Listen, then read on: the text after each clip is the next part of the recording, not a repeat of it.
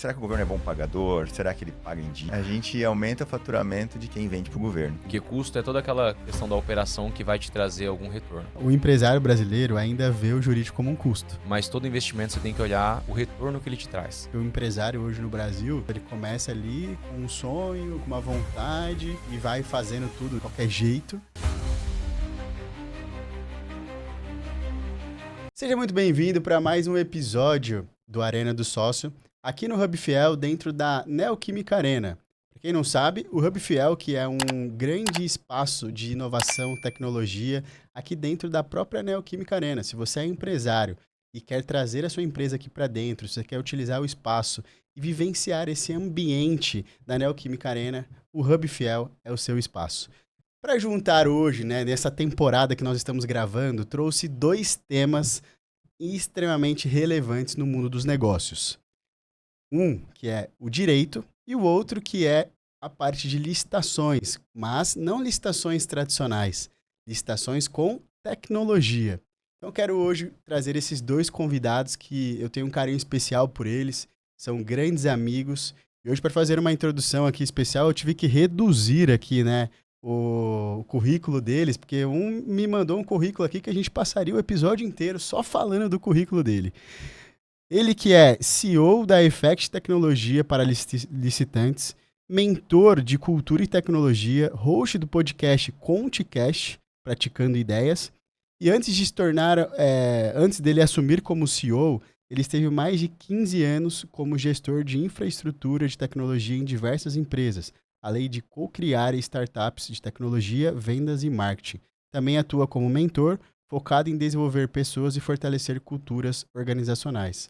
E o nosso segundo convidado, ele que é sócio do escritório DZSA Advogados Associados, tem pós-graduação em Direito Empresarial e especialista em Direito Tributário, coordenador operacional na AZ Consultoria Tributária, coordenador jurídico adjunto da Associação Brasileira de Responsabilidade no Tributário, a ABETRE, diretor da Associação Comercial e Industrial de Araçatuba, diretor jurídico do ILAN, Instituto Liberal da Alta Noroeste, e também faz parte como diretor ou presidente lá do BNI, que é um grupo de networking.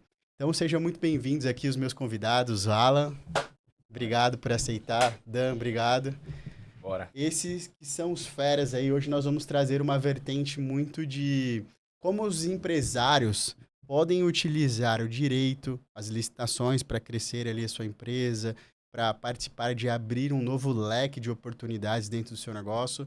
E também vamos falar bastante de tecnologia, inovação, como as empresas podem utilizar isso para favorecer o seu ambiente. Vamos junto? Ó, galera, é o seguinte. Nessa temporada, eu separei aqui alguns convidados especiais, mas também algumas perguntas.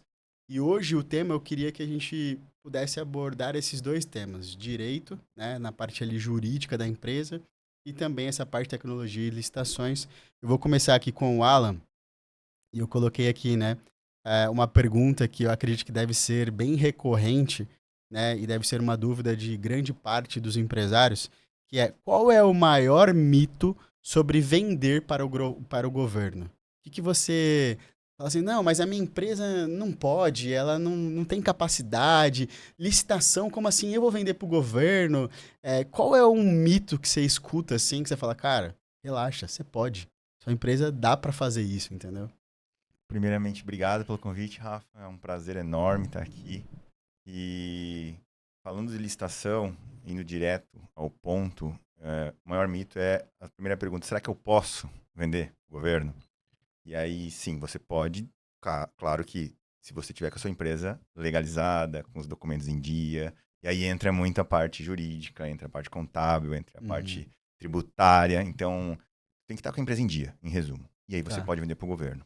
E o outro mito é: será que o governo é bom pagador? Será que ele paga em dia? Será que ele paga? Sim, ele paga. Vou entrar num precatório da vida e ficar lá anos sem receber. Não. E aí, o terceiro mito é muito difícil, o processo é complicado. Não é que é difícil, vocês têm que saber as regras do jogo, e saber jogar. E aí entra a tecnologia para ajudar tudo isso. Aí entra a Effect aqui, ó, Ó, para nos ajudar. Sincronizado. Eu vou deixar aqui, ó. Eu quero dizer aqui para vocês que a Effect, não é só porque o Alan é meu amigo, ele é CEO, não é. Eu conheci o pessoal da Effect, inclusive eu já palestrei lá pro pessoal da Effect, conheci a ferramenta, então assim, eu, Rafael, valido, né, sou um parceiro ali do pessoal da Effect, mandar um abraço pra galera aí. Então, já sabe, quer entrar nesse mercado, vai com a Effect. Falando um pouco mais de Effect, já que tocou nesse assunto, obrigado também pelo merchan. Gratuito, hein, galera? Gratuito. Amiga tá ajudando a Depois você amiga. me passa o corte. O que a gente faz, né? A gente aumenta o faturamento de quem vende para o governo. Quer aumentar suas vendas, se você já vende para o governo, ou quer aumentar o faturamento vendendo para o governo? A gente te ajuda com isso, através de tecnologia, ajudando em todas as etapas do processo licitatório. Então, é uma ferramenta que você acessa ela online, né? Você contrata ela, paga ela recorrente mensal. A gente tem todo um suporte, onboarding, treinamento e tudo mais. E você escala aí a sua possibilidade de vender para o governo. Então, em resumo, se tem uma pessoa que faz uma licitação por dia, essa pessoa consegue fazer 10, 15 ou mais licitações por dia. A gente tem clientes que faz 50, 70 licitações por dia. Então, é volume. Para quem quer aumentar o seu volume para vender para o governo, vem com a gente. Fechou. Muito legal. Dan, puxando aí, né, dentro desse tema sobre questão ali do empresário e tudo mais, você como hoje um gestor, né, de um escritório empresarial que atende ali grandes empresas, qual é o maior erro, né, que você vê que os empresários eles cometem no dia a dia do seu negócio? Rafa, obrigado mais uma vez pela oportunidade. É sempre um prazer estar participando com você de podcast. Então, o maior erro geralmente começa no começo. É bastante comum as pessoas se unirem em função de um propósito comum, quererem buscar um objetivo, obviamente sempre querendo ganhar mais dinheiro, mas resolver alguma solução e não estabelecem de forma bastante clara as regras do jogo e as possíveis saídas para ambas as possibilidades. Então, pô, antes de começar é importante ter um bom contrato social, ter um bom acordo de sócio, ou de repente, pô, não estando na fase de um contrato social, faz um memorando de entendimento, estabeleçam ali algumas questões, porque isso são questões.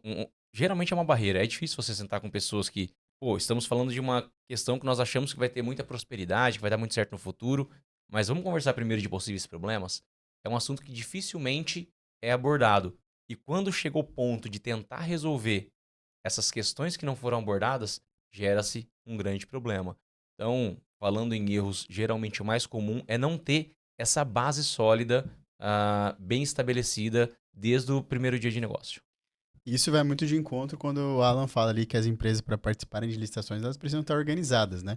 Obviamente, a gente está falando ali de organização, de ter uma CND positiva ali, né? De ter ali toda uma estrutura que a própria, o órgão que vai contratar, vê se ele tem condições de entregar, né? Porque acho que nas licitações acontece bastante aquela coisa assim, o cara manda um lance ali, não, eu consigo cumprir com isso. E aí depois chega e não consegue entregar, né? Então, isso daí, obviamente, tem várias penalidades, mas eu acho que vai muito de encontro quando você consegue conectar o jurídico, né, para auxiliar nessas questões de ter uma empresa estruturada, né? Eu acho que o empresário hoje no Brasil, ele é o que o Danilo falou, ele começa ali com um sonho, com uma vontade e vai fazendo tudo, né, de qualquer jeito, mas não tem toda uma estrutura inicial, né? Então acho que essa questão, essa dica que você deixou ali, então já sabe, ó, se você vai começar a empreender, faça ali no começo, né? E depois que está rodando é mais difícil, né? A empresa já está faturando, a empresa já está, né, toda aquela estrutura. No meio do caminho um sócio morre, né? E aí como que faz? Né? Então acho que isso daí são algumas dores que eu vejo que vários empresários passam por isso, né? Você já viu algum caso? A gente está falando de uma empresa que está começando, né? Puxando esse gancho. Você já viu algum caso de uma empresa pequena vencer uma grande licitação, né? De uma, por exemplo, de uma empresa gigante, né? E o que você acha que quando acontece isso, essa empresa fez de diferente? Então, eu sempre digo que licitação é muito mais questão jurídica e depois comercial, porque cada negociação é um contrato, é um edital, né? Que você tem que interpretar ele e seguir as regras dele. Então, dependendo da regra do edital, você pode, inclusive, terceirizar a sua entrega e a sua produção. Então, Já teve casos onde uma empresa pequena ganhou a licitação, mas ela terceirizou a produção e a entrega e gerenciou o contrato. Então acontece, né? Mas daí depende de regras do edital. Então não tem regra de tamanho, sou grandão, não consigo disputar com o grandão, enfim. Tem que entender o edital, interpretar o edital, o que ele te disser que pode ser feito. Então, tu pode entrar em licitação, assim como as grandes, às vezes, também não pode entrar em editais para ME e EPP, por exemplo. Né? Então, existem regras. E as regras estão no edital. Então, por isso que eu sempre falo, vamos olhar primeiro o juridiquês, falando aqui popularmente, do edital, entender as regras do edital, aí vamos para o comercial. Faz sentido a gente ir para o comercial? Faz. Aí vai para o comercial, depois distribuição, né? A parte de logística, e entregar o que foi combinado.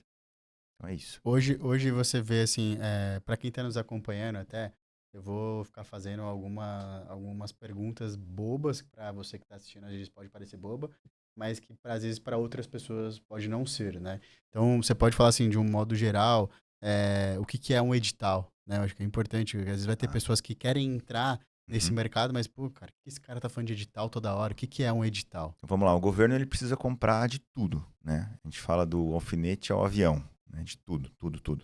E eu nem quero falar de avião, porque ultimamente está saindo umas notícias aí. Então, quando ele precisa de comprar alguma coisa, né? Uniforme, por exemplo, a gente estava falando disso hoje de manhã.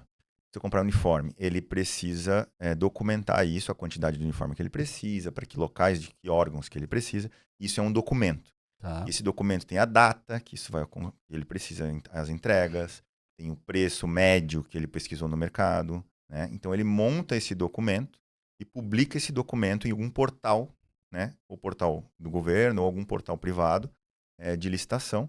E esse documento fica lá público, né? E as pessoas vão lá e encontram esse documento e tem que entender para ver se consegue atender essa demanda do uniforme, por exemplo. Então, o edital é um documento que o governo cria, ou o órgão cria, de necessidades de compra dele. Como se fosse um pedido de compra, né? Vamos falar mais esclarecedor, é um pedido de compra. Só que tem várias regras de entrega, de como vai funcionar a disputa, porque no final do dia quem nem sempre mas geralmente quem vende mais barato, né? Então o pregão, se chama pregão, por isso que não leilão. Leilão é quem paga mais. Entendi. E o pregão é quem vende por menos, né? Que ganha. Quem leva mais martelada. Entende? No final do dia é isso. E aí, só fazendo uma analogia, né? As empresas que uma empresa, por exemplo, que vende para o privado ou para o órgão público, né? Me corrija se eu estiver errado, quando você quer comprar um alfinete ou você quer comprar um avião para sua empresa, você não precisa entrar lá e criar as regras. Você vai no seu financeiro e fala assim, olha, financeiro, eu quero comprar tal coisa. Quando você quer vender para uma empresa, é a mesma coisa. Você vai chegar para o seu financeiro, para o seu administrativo e tal, eu quero vender para a empresa A. Qual que é o preço que a gente vai? Vai calcular ali e tal, vendeu. Quando você vai para um edital, aí não, você vai vender para esse órgão nas condições já pré-estabelecidas. Você não vai ditar, o meu preço é tanto. Não, você já vai se enquadrar dentro das regras que o edital já foi, né? E existem várias regras, né? Vou dar um exemplo de um que não tem disputa, por exemplo, chama de inexigibilidade, ou INEX, que eles abreviam. Vou contratar um artista. Cara, só existe ele. Só existe ele, né? Não tem como disputar um artista, né? Por preço. Então, existem as outras regras também. Legal. E aí, puxando um gancho aqui, eu vou tentando fazer sempre uma conexão entre as falas de vocês. Quando você fala ali, né, da empresa que começa no jurídico e depois vai para um comercial, o empresário brasileiro ainda vê o jurídico como um custo, né? E aí, né, qual é o custo de não ter um escritório, na sua visão? Bom, vamos lá. Vou trazer o meu lado tributarista aqui, quase que assessor contábil. Vamos lá. Um custo de fato o que não é uma despesa. Porque custo é toda aquela questão da operação que vai te trazer algum retorno. Né? Então, de fato, é um investimento, mas todo investimento você tem que olhar o retorno que ele te traz. Então, você não contrata um seguro para o seu carro valer mais. Você contrata um seguro porque você está prevenindo um risco. O jurídico ele pode ser visto da mesma forma. Bom, eu vou trazer um advogado porque ele vai me prevenir algumas situações. Trazendo até para a questão de edital. Muitas vezes, o edital ele traz algumas questões que são questionáveis. Pô, existem regras demais que talvez a minha empresa não atenda, mas eu consigo alguma questão jurídica que eu consiga passar por cima disso.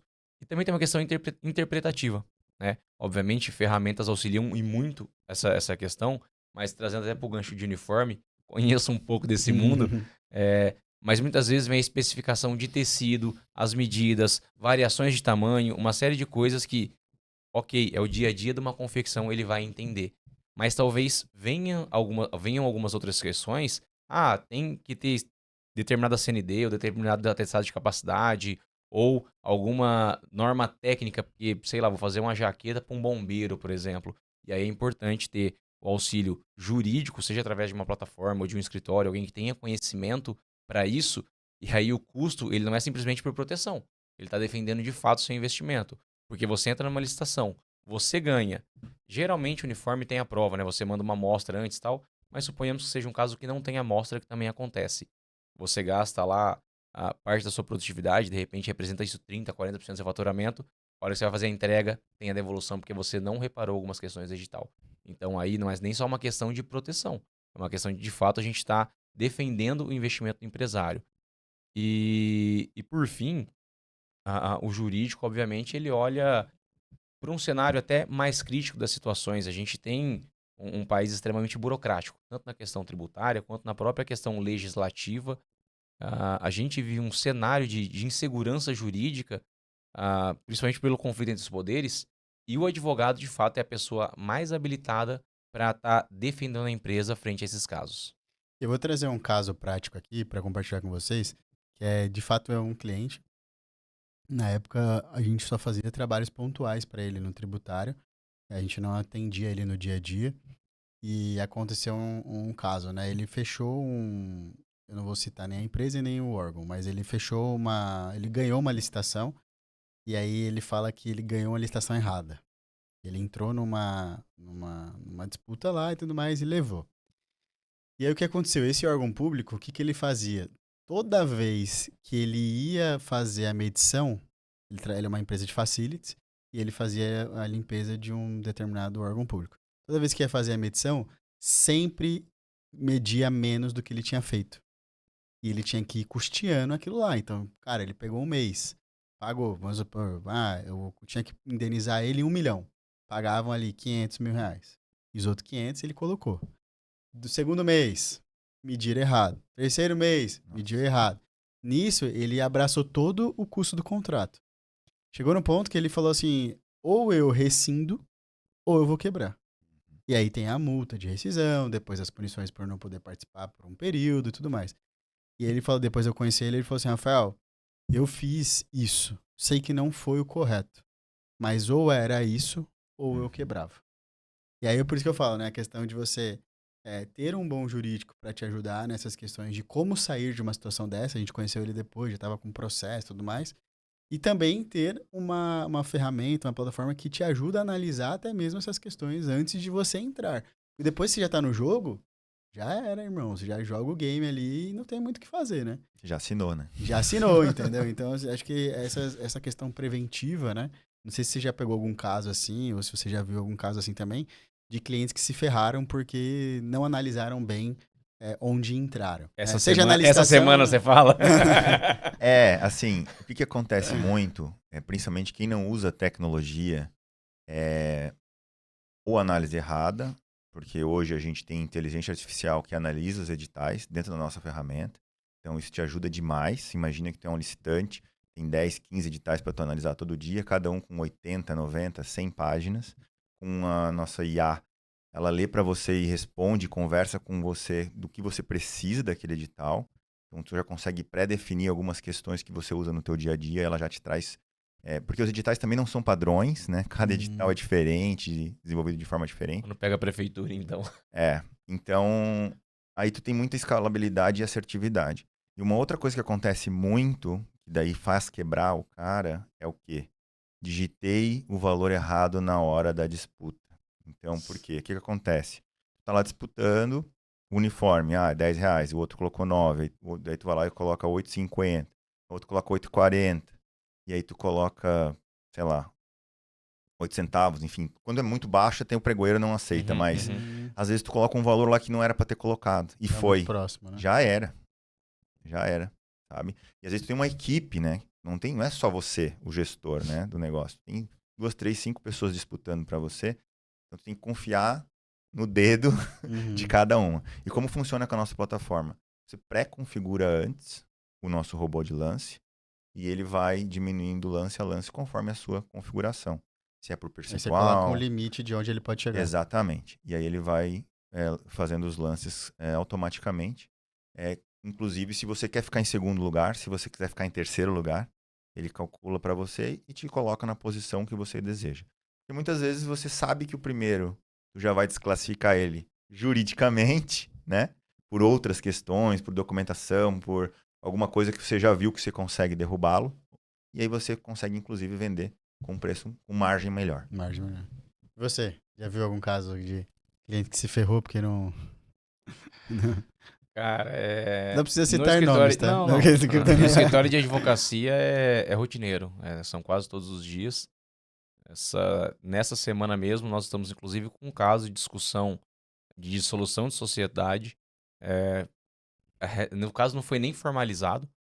E é um caso interessante porque ambas as partes são dispostas a comprar ou a vender, mas a falta da formalização de qual metodologia a ser utilizada não deixa eles chegarem num consenso.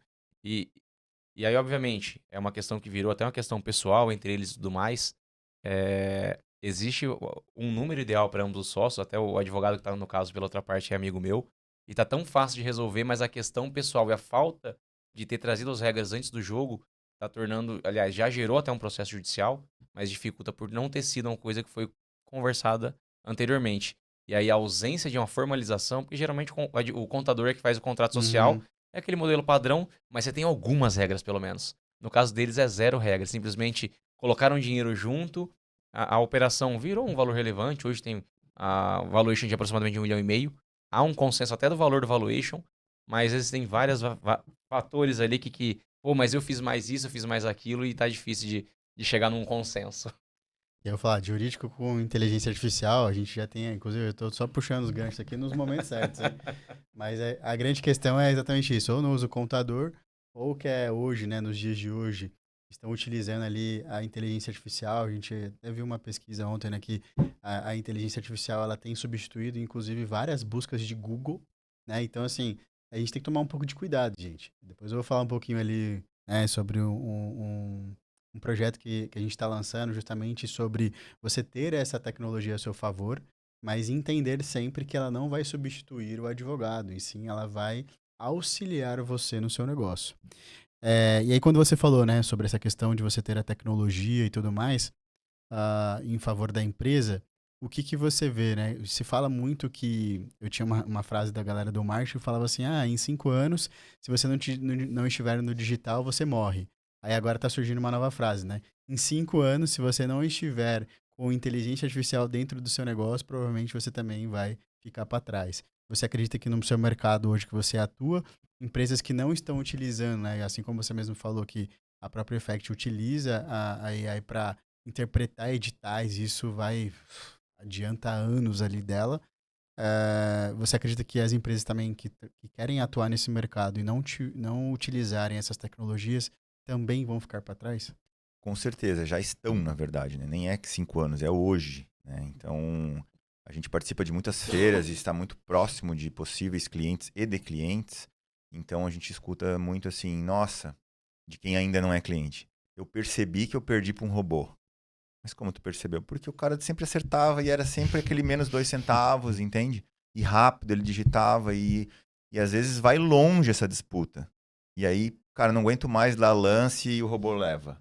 Então, assim, já tá perdendo, né? Além do robô, a gente tem a última fase ali não é a última fase do processo licitatório, mas é uma das últimas, que é quando o pregoeiro, depois que tu venceu, né? Então, ganhei a licitação aqui na disputa, meu preço foi o melhor, fui selecionado.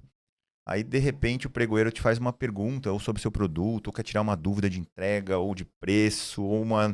Enfim, ele quer dar mais uma negociada, e se tu não responde o chat do pregoeiro em tempo hábil, tu é desclassificado. Aí ele vai pro segundo lugar, vai pro terceiro. Só que tu não fica na frente do computador o dia inteiro, certo? Tu não fica com a tela do portal aberta o dia inteiro. Se tu não tiver ali com a tela aberta e o pregoeiro te perguntar, já era. Perdesse aquela disputa, perdesse todo o trabalho que tu fez de análise do edital, de enviar proposta, assinar proposta, disputar aquela adrenalina da disputa. Cara, perdi por não ter respondido. Ou, às vezes tu ficou em segundo e foi embora. E o pregoeiro te chamou porque o primeiro não respondeu ele. Então, a gente tem essa solução que se chama monitoramento do chat do pregoeiro. Foi aí que a Effect nasceu lá em 2013. A gente nasceu por causa dessa função.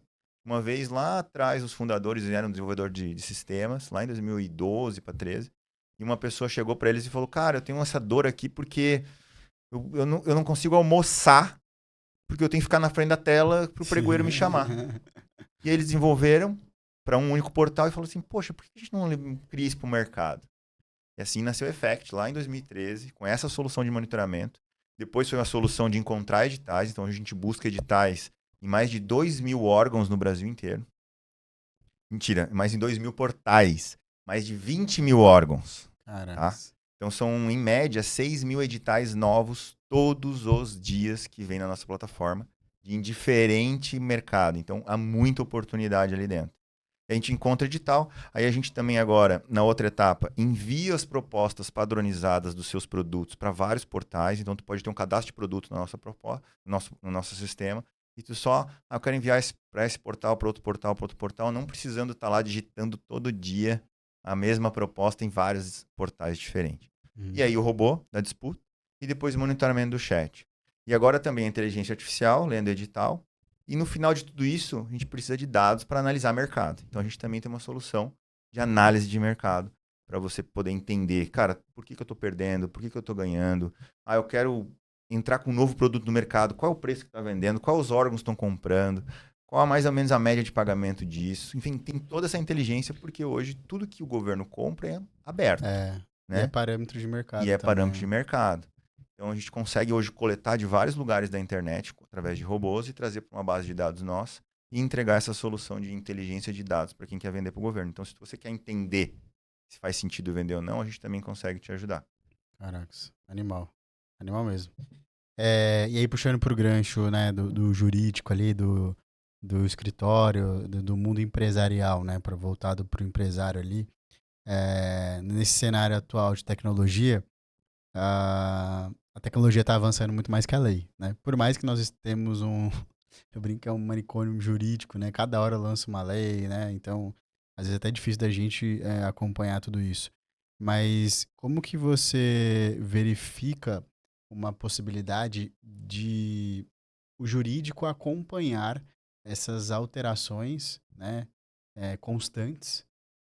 Se dentro do escritório você vê a possibilidade, né, de utilizar isso, como que você está fazendo para que o escritório não fique aquele escritório que a gente brinca que é o arcaico, né, para trás, mas sim um escritório que acompanha as tendências ali.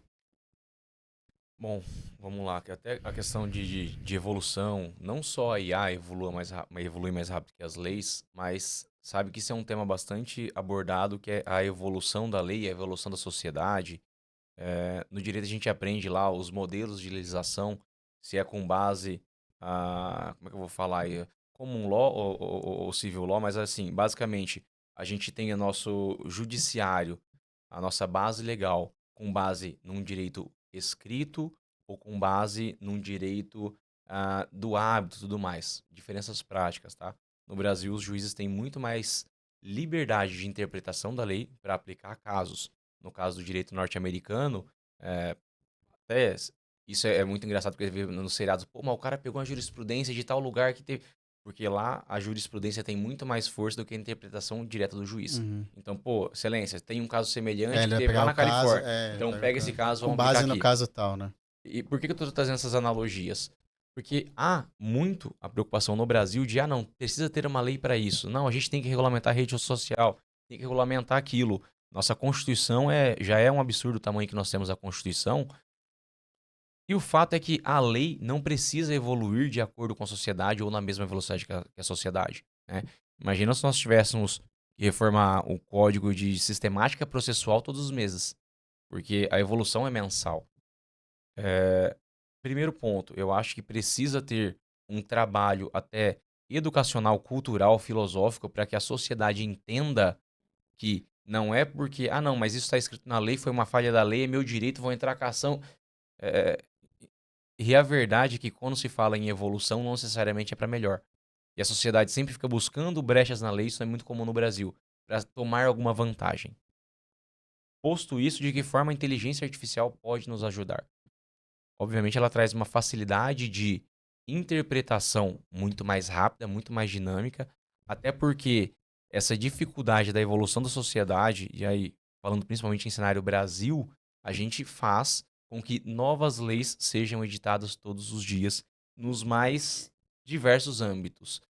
E as leis, elas não são editadas como um todo todas as vezes. Então, são algumas leis pontuais. Isso leva a algumas questões até curiosas. Muitas vezes, um crime que teoricamente seria mais simples, ele tem uma penalização muito maior do que um crime mais grave. Por quê? Foi uma lei posterior, eles estavam buscando uma questão de penalizar um pouco mais, só que não foi revisto anterior. E aí, de que forma a IA... Eu acredito que a IA vai ter um grande impacto nisso. Eu acredito que com a IA, inclusive sendo usadas no judiciário, isso já é público e tudo mais, há uma tendência de padronização de decisões e a questão do civil law, da legislação escrita, ela ser simplesmente uma base e cada vez mais a gente terá incidência de jurisprudências e padronizações. E aí, pro advogado, pro empresário, ele vai poder usar a IA para buscar essas jurisprudências, assim como é feito nos Estados Unidos, ou até, eu tenho 2 leis que estão se contradizendo e as 2 estão em vigor. Mas é possível? Muito, muito. Não só é possível, como é bastante provável que aconteça. A IA, ela pode ajudar a você interpretar isso de forma mais rápida e buscar uma solução mais ágil. Vai substituir um advogado? Não, alguém estudou, alguém elaborou isso, precisa entender até dentro do cenário das legislações se alguma hierarquicamente tem alguma força com relação a outra, ou alguma aplicação territorial, ou até, de repente, alguma nulidade na elaboração da lei, inconstitucionalidade, enfim, um monte de termo. E a IA é uma forma de cortar caminho. Vai substituir advogado? Cara, o advogado que está acostumado a não estudar, a não se interagir, com certeza. A IA vai substituir muito profissional de todas as áreas. Agora, ela não vai substituir a profissão, tá? Então, você estava comentando de 5 anos. O advogado que não utilizar a IA em 5 anos... o advogado que não utiliza IA hoje, ele está perdendo tempo de resposta. Obviamente, tem que ter capacidade interpretativa e entender que a IA não está substituindo ele. E eu vejo muito advogado, tem sido bastante comum, inclusive no judiciário, multas por advogados que mandam fazer a petição na IA, a IA inventa jurisprudência, inventa lei. Isso tem sido reportado à ordem dos advogados, tem gerado multa, tem gerado bastante problema, porque o próprio advogado fala, isso aí vai me substituir, fica preocupado. Aí o que o cara faz? Entra no chat GPT, na Cloud, na Gemini, vai lá, faça uma petição para mim. Quer dizer, ele nem lê, né? Exatamente. Então, assim, de fato vai substituir. Ele está substituindo ele mesmo. Isso é um problema não só para o advogado, mas para a sociedade como um todo. Porque a IA, sim, ela é lógica, porém, a humanidade não é. A gente tem vários fatores que envolvem a ação humana, que envolvem emoção, que envolvem outras situações e precisam ser analisados caso a caso. E aí é uma situação que, será que dependermos por si só da IA é a solução? De fato, não é. Mas aquele que não souber utilizá-la e não trazê-la a seu favor, obviamente, está fora do mercado. Uma pergunta rápida. Vocês conhecem alguma ferramenta que resolve isso? Eu conheço uma que está sendo criada. Vou deixar no ar. Para você, empresário que quer ter, né, soluções, né, na parte jurídica, né, em específico, seu dia a dia e tudo mais, com inteligência artificial, e ainda não conhece uma ferramenta, vou deixar um spoiler aí para vocês. Um dado aqui, que diz que em 2024 nós tivemos 3,7 milhões de processos trabalhistas. Sendo que esse marco foi superado em 2017. Nós tivemos 4 milhões de processos. E 2020 foi a época da reforma, né? Bateu 1,4. Então calcula que em 2020, que a gente teve uma trégua por causa da reforma trabalhista, a gente caiu para 1,4. Era a época ali de pandemia e tal, as pessoas estavam meio inseguras.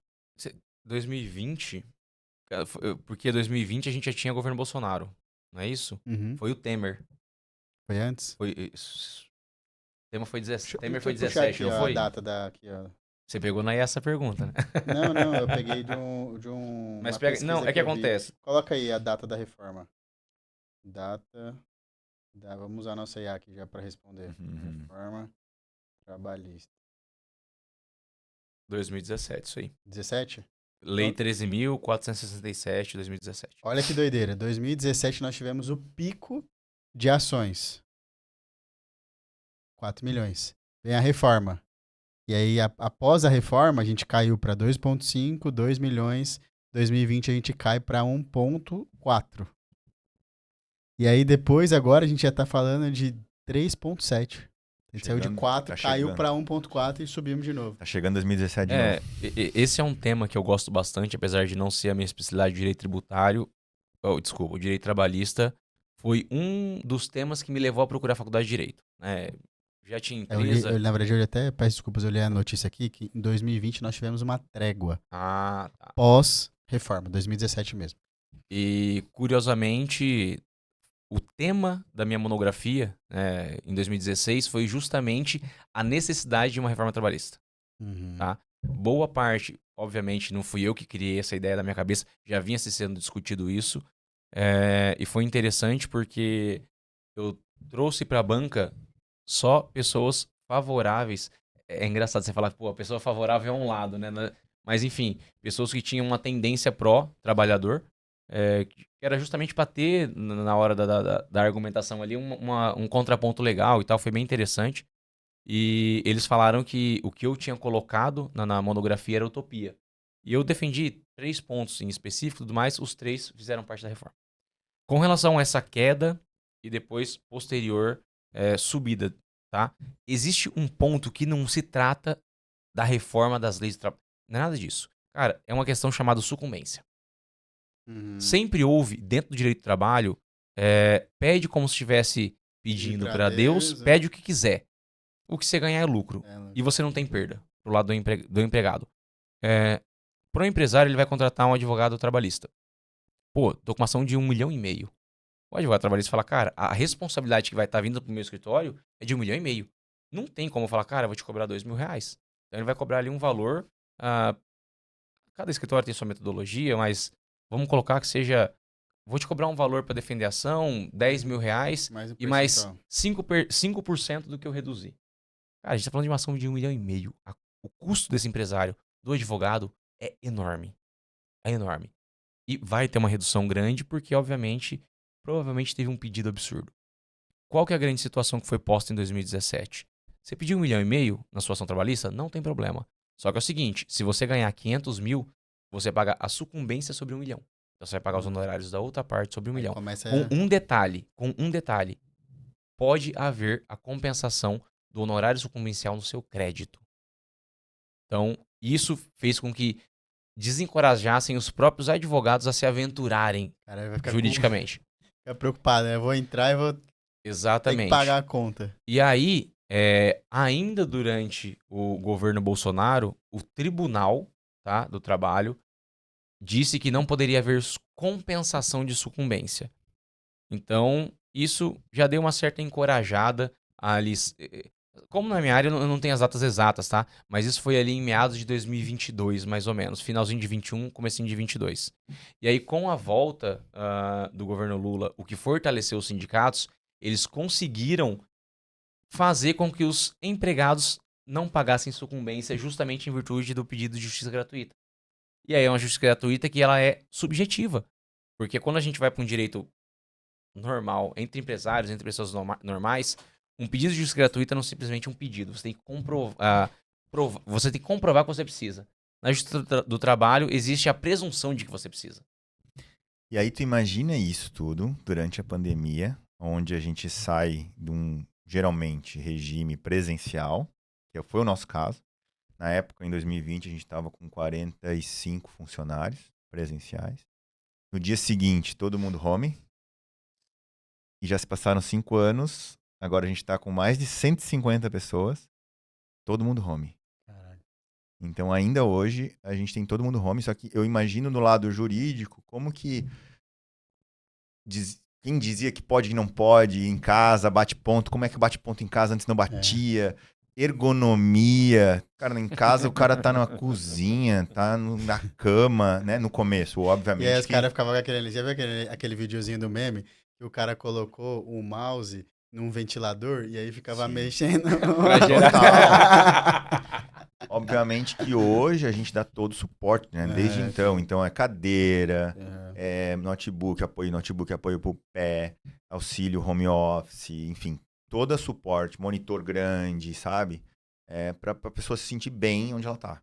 Né? Uhum. Então a gente não sabe como é a casa de cada um. E a gente Uhum. tenta dar o melhor conforto para ela devolver Legal. isso no Legal. trabalho, né? Legal. Então a gente se preocupa muito com isso, mas mudou muito a lei. Né? Eu posso só fazer uma outra curiosidade que eu me lembrei agora? Quando eu fui fazer a monografia, eu estava dizendo o quanto era desnecessária a justiça do trabalho. Não que os funcionários não deveriam procurar seus direitos, mas a gente tem justiça federal, tem outros formatos. E eu tive o cuidado de levantar os custos para manutenção da justiça do trabalho. Eu peguei como base o ano de 2015 e eu peguei o quanto foi pago em acordos ou em processos judiciais. E o custo de manutenção do tribunal era 15% superior ao que ele conseguiu gerar de benefício para os funcionários. Então, obviamente, foi uma argumentação até para fazer uma sátira na própria monografia, mas eu falei, cara, é muito mais fácil você acaba com a justiça do trabalho, não deixa o funcionário discutir e o governo banca, vai sair mais barato do que criar essa estrutura toda para ficar esses absurdos. Legal. E mudou, inclusive, rotinas de empresas, né? Então, Total. rotina de times, né? Dailies, a gente chama, tem vários nomes aí em inglês, Uhum. mas reuniões diárias, porque a pessoa se sente sozinha em casa, né? Então, tem que estar lá, o Não gestor... tem o calor humano, né? Exatamente, todo dia lá com o time, qual que é o sprint do dia, qual que é o sprint da semana, a gente faz uma reunião mensal com toda a empresa, a gente tem uma reunião também de se divertir uma vez no mês, por uma hora, então são dinâmicas que nosso gente de gestão traz para interligar áreas, interligar a gestão com área, sabe? Então são dinâmicas que a gente faz online para tentar trazer essa proximidade e engajamento para o time todo, que daí muda também o jogo de engajamento. Tem um amigo que ele vendeu a empresa dele e aí ele tava com uma dificuldade lá com relação aos colaboradores e tudo mais. Cara, ele colocou um sistema que monitorava o computador de todos os funcionários. E aí ele conseguia ver a produtividade do funcionário, conseguia não sei o quê. Aí pegou o funcionário que tava vendo pornografia, não sei o quê e tal. Então ele monitorava a tela, né? Ele não a casa da pessoa, mas a tela, tudo que a pessoa assistia e via e tudo mais, ele conseguia ver. E aí ele começou a medir produtividade. Ele, tipo, cara, ele tava na época com acho que 1.100 funcionários. E aí ele começou a ver que alguns departamentos estavam dando problema. Aí ele, não sei que ferramenta é essa, que ele conseguia fazer a gestão de tudo isso. O convidado pode perguntar também. Pode, Ô, Alan, perguntei. não, você sabe que, assim, esse tema de questão remota, obviamente é uma tendência e hoje até uma necessidade para você buscar talentos, mas eu vejo grandes corporações que foram pro remoto e acabaram voltando atrás, e até empresas de tecnologia como Amazon, Google. Obviamente hoje é a realidade de vocês, mas vocês não sentiram perda de produtividade nesse formato e vocês não cogitam voltar para presencial?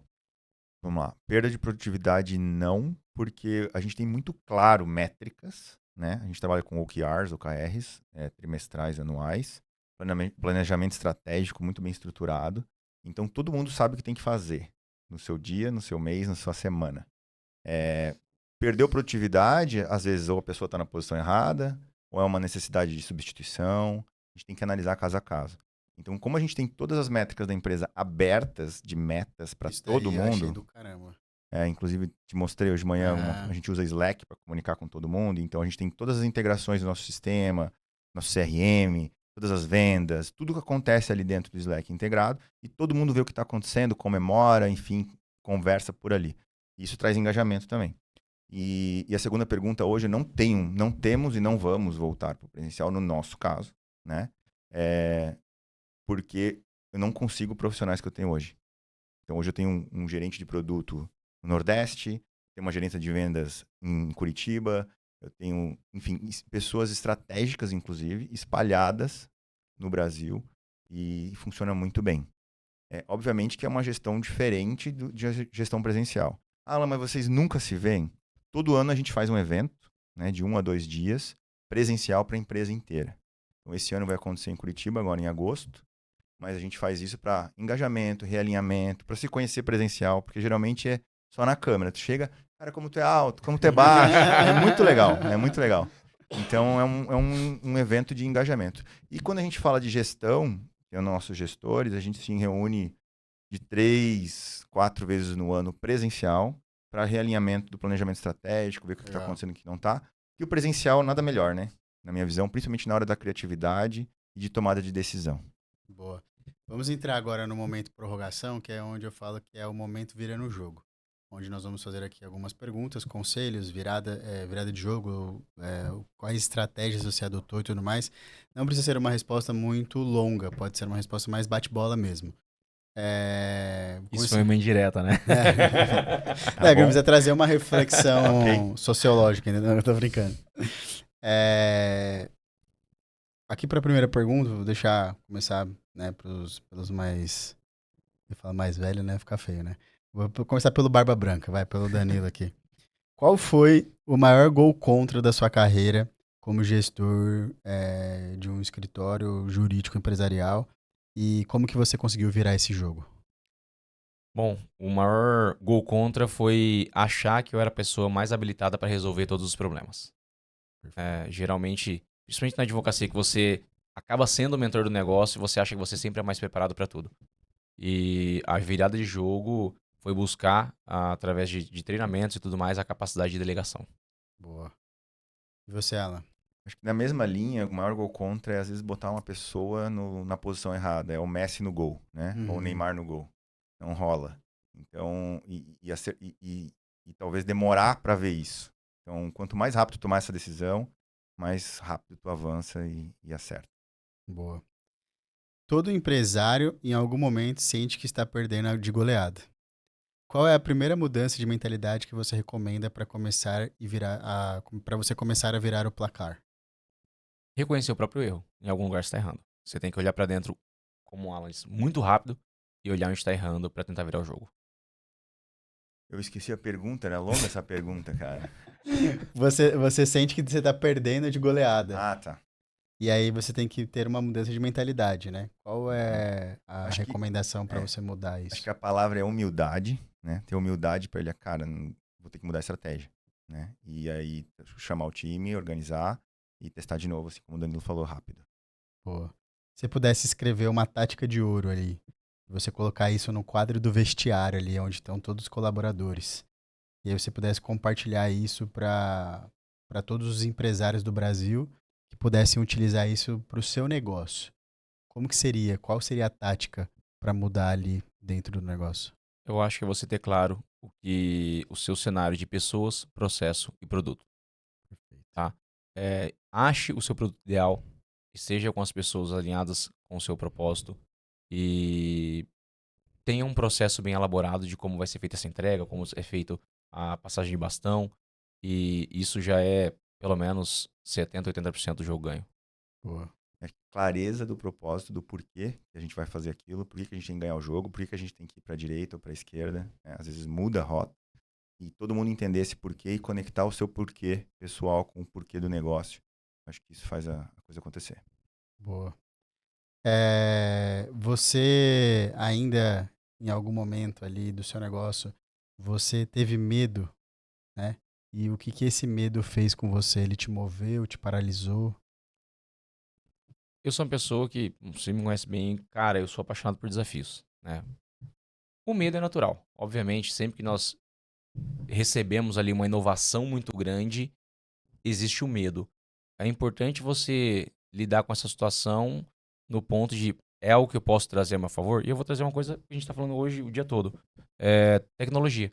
Quando veio a IA, o primeiro impacto é perdi meu negócio. Vou ser substituído. É natural. E aí, rapidamente, é você entender como isso funciona, de que forma eu consigo trazer isso para jogar do meu lado e, de repente, trazer uma ferramenta nova que vai te ajudar a melhorar tudo isso. Acho que a gente vive num mundo cada vez mais de incertezas e isso gera medo. Não tem como. Tu não sabe o que pode acontecer amanhã, daqui a 1 mês, 2 meses. Muda a regra do jogo, muda a lei, muda a tecnologia. E é entender que a gente precisa ser mente aberta para entender o cenário e seguir com o cenário, não contra o cenário. Eu acredito que a gente tem que abraçar aí, Seja tecnologia, seja IA, seja o que vem de movimento, para a gente conseguir crescer junto. Boa. Na sua visão, o que separa um empresário comum de um empresário campeão? Visão de longo prazo. Boa. E conexão com pessoas. É isso. Isso é interessante, né? Porque num mundo onde se fala muito em tecnologia, às vezes eu estou estudando bastante agora, né? Sobre a inteligência artificial e até eu estudo bastante sobre ferramentas americanas ou, né, globais. E aí eu vejo que parece que tá todo mundo indo pro mesmo lugar, assim, né? Tudo é tecnologia, AI, não sei o quê, né? E tá faltando um pouco de humanização, às vezes eu sinto, sabe? A gente tava brincando, né? Hoje de manhã falou assim, vamos criar um ramal aqui. E aí falou assim, digite 1 para falar com a unidade de Araçatuba, digite 2 para falar com a unidade de São Paulo. Daí ele falou assim, eu odeio isso, não sei o quê, entendeu? Eu falei assim, não, é só pra direcionar, um humano vai te atender depois. Mas você vai usar isso daí. Então, acho que sempre lembrar que a tecnologia é meio e não fim, né? Eu acho que o fim, eu gosto sempre de lembrar que é o homem. Perfeito. Qual conselho você daria para sua versão de 20 anos atrás? Profunda pergunta, né, Daniel? Eu sempre tenho que ser o primeiro. Olha, até antenado com a questão de visão de longo prazo, é ter mais foco, né? Não tem problema fazer várias coisas, mas esteja presente naquilo que você está fazendo naquele momento. Legal. Eu acho que é acreditar mais em si mesmo, assim. Parar de ouvir um pouco os outros e acreditar mais em si mesmo e mais com aquela chama que tem dentro de você, e é isso. Boa. Nesses 20 anos, né? Você falando assim de empreendedorismo, né? 20 anos eu tava nascendo, pô. De negócios e tudo mais, né? Falou 20 anos, mas no modo figurativo. Teve alguma lesão que você teve no meio, né? Vamos usar um termo assim do futebol, por exemplo, o cara que foi jogador e aí ele começou menino, raça, não sei o quê, né? E aí no meio do caminho ele teve uma lesão ali que às vezes postergou um pouco o crescimento dele, às vezes, né, dificultou ali a caminhada dele. Na sua trajetória, você vê que teve algum momento ali de lesão, de ruptura, que às vezes te atrasou um pouco de evoluir e chegar ali no que você queria? Posso responder primeiro agora, Daniel? Opa, por favor. Pensa um pouco aí. Na verdade, eu tive várias, né? Hoje eu ainda tenho o meu CNPJ, que eu presto consultoria, mentoria, agora tirando certificação de conselheiro. Acho que vamos falar sobre isso. Cada vez que eu tive que migrar CNPJ, evoluir de empresa, vender um negócio, às vezes fechar um negócio, a gente aprende, né? Então, cada lesão dessa, às vezes tu dá um passo atrás, 2 passos atrás, para dar 10 para frente. E cada vez dessa foi uma lesão, então eu tive algumas, e eu entendo tudo isso como aprendizado, não como erro e não como perca de tempo, mas como aprendizado para estar onde a gente está aqui hoje. Boa. Na minha opinião, no Brasil, você decidiu empreender, já foi a primeira lesão, né? Você é lesionado todos os dias. Mas, obviamente, eu acredito que as minhas maiores lesões foi quando eu tentei jogar mais do que eu podia ou por mais tempo do que eu podia. Então, também é importante, às vezes, você olhar, é hora de parar, é hora de mudar de posição ou até mudar de esporte. Então, as minhas maiores lesões foram insistir coisas que eu deveria ter, de repente, mudado foco ou colocado alguém no meu lugar. Hora de substituir, pedir para alguém me substituir. E eu insisti em continuar jogando. Boa. E aproveitando, Gustavão, esse momento aqui, falando de lesão, né? Falando de rupturas, de tratamento, de melhorias. Já sabe, né? A galera da Zero Dor. Hoje eu fiz questão de chamar aqui, né? O nosso que ele está aqui no backstage, aqui assistindo o programa hoje. O meu querido CFO, vice-presidente, ele que é o dono de todo o dinheiro aí da Zero Dor Clínicas. Galera, já sabe, se você tem ontem, foi engraçado, né? Ontem eu estava com o nosso sócio lá tava com o Milton, lá do financeiro, e ele falou, eu levei ele na academia. Era 6 e pouco a gente tava indo na academia. Faz essa mania besta de levar os outros pra academia. Não, todo mundo leva pra academia. E aí eu chamei e falei, Milton, vamos lá na academia. E aí ele falou pra mim assim, cara, eu tô com uma dor no joelho, bicho, um negócio ruim, não sei o quê, e eu não tô conseguindo treinar. Era migué, né? Porque eu não tava aguentando a pressão, né? No treininho de perna. E aí, sabe o que ele fez, Gustavão? Ele falou assim, cara, como eu resolvo esse negócio do joelho? Eu falei assim, tem uns caras bons pra te indicar. Liguei pro Denis, falei, Denis, meu sócio tá com um BOzinho aqui no joelho, tá precisando resolver, já fez tudo e tal. E o Denis falou assim, cara, eu tenho dos dois melhores, ele até falou joelheiro, achei engraçado, né? A terminologia vai falar. Tenho 2 melhores joelheiros do Brasil, eles atendem aqui. Então, ó, se você precisa de profissionais qualificados, profissionais que têm currículo e que resolvem, eles falam, pô, mas você só tá fazendo isso por causa de dinheiro, que eles são patrocinadores. Não, estou fazendo isso primeiro, porque eu sou o cliente, tá? Eles resolveram o problema. Eu tenho 2 hérnias de disco. Por falta de uma, eu tenho 2. E aí eu fiz o tratamento da minha hérnia de disco lá. Tentei levar o Danilo também, que tem 252 hérnias nas costas aqui, mas não ficou com medo, né? Mas eu tratei lá, então eu sou cliente, não sou só um indicador, sou um cliente, de fato. Fique com medo não, pô. Mora 560 quilômetros daqui, não é assim. Fazer a reabilitação. E o que é legal? Lá, além de ter profissionais qualificados, eles têm várias unidades. Estamos com quantas lá hoje? 12? 4? 4 unidades. Estou profetizando, hein? De 4 para 12, hein? Já fica esperto. Então, 4 e uma 100. Então, assim, são 4 com estrutura. Cara, os caras têm, na minha época que eu fui fazer tratamento lá, não tinha nem academia dentro. Hoje já tem uma academia estruturada, todo um negócio. Então, já sabe, tá com um probleminha de dor. A Adriana ontem falou pra mim assim, tô com uma amiga minha que tá travada. Eu falei, vai na Zero Dor. Então, e o nome é bem sugestivo, né? Zero Dor. Muito bom, parabéns. Só não ficou melhor do que a nossa querida plataforma que eu vou falar aí. Mas obrigado, viu? Então é isso aí, galera. Falando agora pra gente finalizar, né? Acabou o jogo, conversa de bastidor aqui no campo. Queria aproveitar vocês dois, né? Você do jurídico, você de tecnologia e a nossa querida Legaliza aí, que é a nossa plataforma, nossa queridinha que está nascendo aí, trazendo totalmente uma inovação no mercado. Confesso para vocês que eu posso falar com todas as propriedades possíveis, porque eu pesquisei e no Brasil não tem uma ferramenta dessa. Encontramos uma americana, né, que já faz algo semelhante. Então, gostaria que vocês pudessem, dentro do mercado jurídico, queria pegar, né, a opinião de vocês. Você acha, você como DSA, né, sendo uma credenciada oficial, né, que vai fazer todo o nosso suporte jurídico ali, que vai nos dar todo esse suporte na parte técnica, porque como ferramenta nós não somos advogados, né, nós estamos ali apenas para numa questão educacional, informativa, nós não executamos, né, nós não entramos com ação, a plataforma não faz isso, ela utiliza de um escritório, que é a DSA, como suporte para parte jurídica mesmo. O que você acha? Eu queria perguntar a sua opinião mesmo. O que você viu desse projeto que te despertou o interesse? Falou assim, caracas, velho, realmente faz todo sentido. Bom, obviamente, quando veio a ideia, foi o medo. Cara, sou advogado, apesar de não ser sócio da plataforma dando suporte, isso aí vai me dar encheção de saco no AB. Pô, Rafael, isso aí talvez não vai avançar porque você não vai substituir advogado. Só que, obviamente, a gente conversando bastante, trazendo o Alan que entende bastante desse segmento, eu entendi que, na verdade, nem é a pretensão da plataforma substituir advogado, né? Hoje a gente tem, inclusive, ChatGPT, Cloud, Gemini, todos eles podem responder as mesmas questões que são, de repente, trazidas ali pela Legaliza aí. A grande questão existe uma inteligência jurídica por trás na elaboração do agente, também até na validação das informações que ela vem trazendo. Então, está sendo feito todo um processo de validação do que está sendo entregue para ter um filtro entre a inteligência generativa, assim que fala? Isso. Entre a inteligência generativa e a resposta a ser entregue.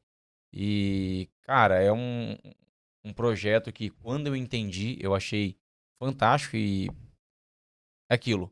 Não adianta querer remar contra. A tecnologia está entrando na rotina das pessoas, né? Faz parte da rotina das pessoas. Muitas pessoas hoje pesquisam pela própria ChatGPT, pela Gemini, e não mais pelo Google diretamente, né? O Google Gemini acaba sendo ali a mesma empresa. Isso pode ser até um auxiliador para o próprio advogado, que de repente tem aquela situação de frequência grande de audiências, ou o escritório ainda está muito pequeno para ter atendente, para ter mais pessoas ali para estar respondendo. Ele pode usar isso para gerar agilidade para o seu cliente, para ele não ficar sem resposta. Obviamente, ele não vai colocar isso aí para substituir ele também, a ideia nem é essa, mas é só para gerar um primeiro atendimento, um primeiro bate-papo aí ali para agilizar. E aí, como jurídico, eu vejo que, obviamente, tem muito trabalho para ser feito conforme ela vai crescendo e vai abordando novos temas, mas que é algo que também vai ajudar muito na rotina do advogado que de repente precisa de uma resposta rápida, não está com o seu coordenador rápido para te trazer uma resposta. Isso pode ser uma ferramenta fantástica ali de auxílio no dia a dia. E até puxando, né, dentro, tanto é que a primeira palavra que a gente coloca é agilidade, né?